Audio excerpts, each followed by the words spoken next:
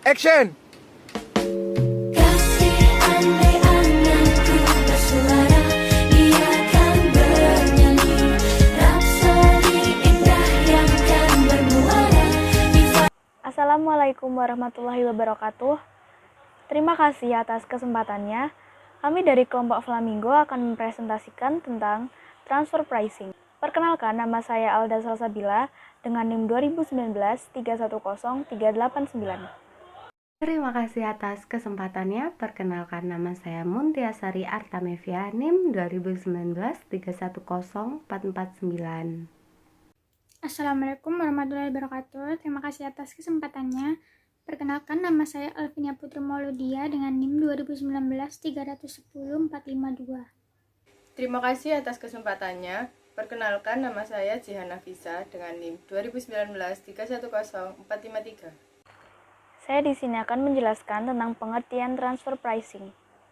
Harga transfer adalah harga yang dibebankan untuk suatu komponen oleh divisi penjualan ke divisi pembelian dari perusahaan yang sama.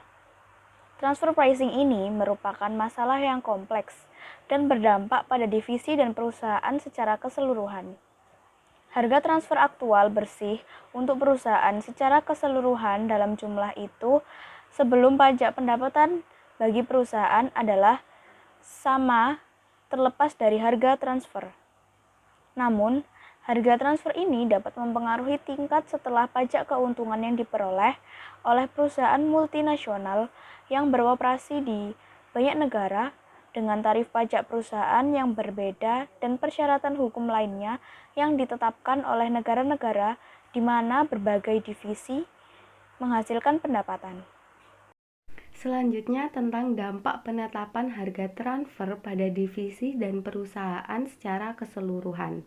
Ketika satu divisi perusahaan menjual ke divisi lain, baik divisi maupun perusahaan secara keseluruhan akan terpengaruh. Harga yang dikenakan untuk barang yang ditransfer mempengaruhi keduanya, yaitu biaya divisi pembelian dan pendapatan divisi penjualan. Dengan demikian, keuntungan dari dua divisi serta evaluasi dan kompensasi dari manajer mereka dipengaruhi oleh harga transfer. Karena ukuran kinerja berbasis laba dari dua divisi terpengaruh. Misalnya, ROI dan pendapatan residual. Penetapan harga transfer sering kali dapat menjadi masalah yang bermuatan emosi. Harga transfer aktual bersih untuk perusahaan secara keseluruhan dalam jumlah sebelum pajak pendapatan bagi perusahaan adalah sama, terlepas dari harga transfer. Namun, harga transfer dapat mempengaruhi tingkat setelah pajak keuntungan yang diperoleh oleh perusahaan multinasional yang beroperasi di banyak negara dengan tarif pajak perusahaan yang berbeda dan persyaratan hukum lainnya yang ditetapkan oleh negara-negara di mana berbagai divisi menghasilkan pendapatan.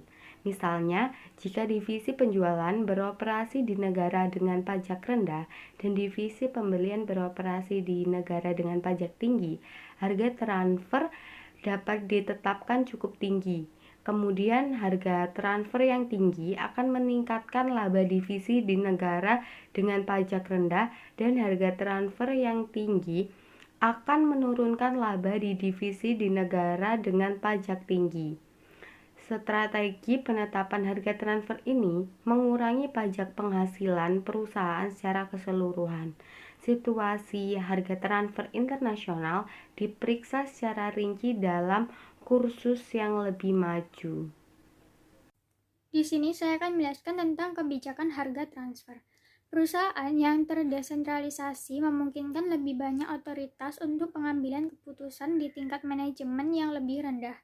Akan menjadi kontraproduktif bagi perusahaan yang terdesentralisasi untuk kemudian memutuskan harga transfer aktual antara dua divisi. Akibatnya, manajemen puncak biasanya menetapkan kebijakan penetapan harga transfer, tetapi divisi tetap memutuskan apakah akan mentransfer atau tidak. Beberapa kebijakan penetapan harga transfer digunakan dalam praktik, antara lain yaitu yang pertama, harga pasar. Jika ada pasar luar yang kompetitif untuk produk yang ditransfer, maka harga transfer yang terbaik adalah harga pasar. Dalam kasus seperti itu, tindakan manajer divisi akan secara bersamaan mengoptimalkan keuntungan divisi dan keuntungan perusahaan secara keseluruhan. Lebih jauh lagi, tidak ada divisi yang diuntungkan dengan mengorbankan yang lain. Dalam pengaturan ini, manajemen puncak tidak akan tergoda untuk campur tangan. Yang kedua, yaitu harga transfer berbasis biaya. Seringkali tidak ada harga pasar yang bagus di luar. Kurangnya harga pasar dapat terjadi karena produk yang dialihkan menggunakan desain yang dipatenkan yang dimiliki oleh perusahaan induk. Kemudian, perusahaan mungkin menggunakan pendekatan penetapan harga transfer berbasis biaya. Yang ketiga, harga transfer yang dinegosiasikan. Manajemen puncak dapat mengizinkan manajer divisi penjualan dan pembelian untuk menegosiasikan harga transfer. Pendekatan ini sangat berguna dalam kasus dengan ketidaksempurnaan pasar, seperti kemampuan divisi internal untuk menghindari biaya penjualan dan distribusi yang harus dikeluarkan oleh pelaku pasar eksternal. Menggunakan harga transfer yang dinegosiasikan kemudian memungkinkan kedua divisi untuk berbagi penghematan biaya yang dihasilkan dari biaya yang dihindari. Yang keempat yaitu harga transfer teradministrasi. Seorang arbiter atau manajer yang menetapkan beberapa set kebijakan penetapan harga transfer atau harga transfer yang diatur, misalnya harga pasar dikurangi 10% atau biaya penuh ditambah 5%. Organisasi sering menggunakan harga transfer yang diatur ketika transaksi tertentu sering terjadi. Namun harga tersebut tidak mencerminkan pertimbangan ekonomi murni seperti harga transfer berbasis pasar atau berbasis biaya, atau pertimbangan akuntabilitas seperti harga transfer yang dinegosiasikan. Selanjutnya, harga transfer berdasarkan pertimbangan ekuitas. Pengaturan harga transfer biasanya didasarkan pada biaya, yang mana harga transfer adalah biaya ditambah beberapa markup pada biaya atau pasar. Sehingga harga transfer adalah beberapa fungsi, seperti 80% dari harga pasar.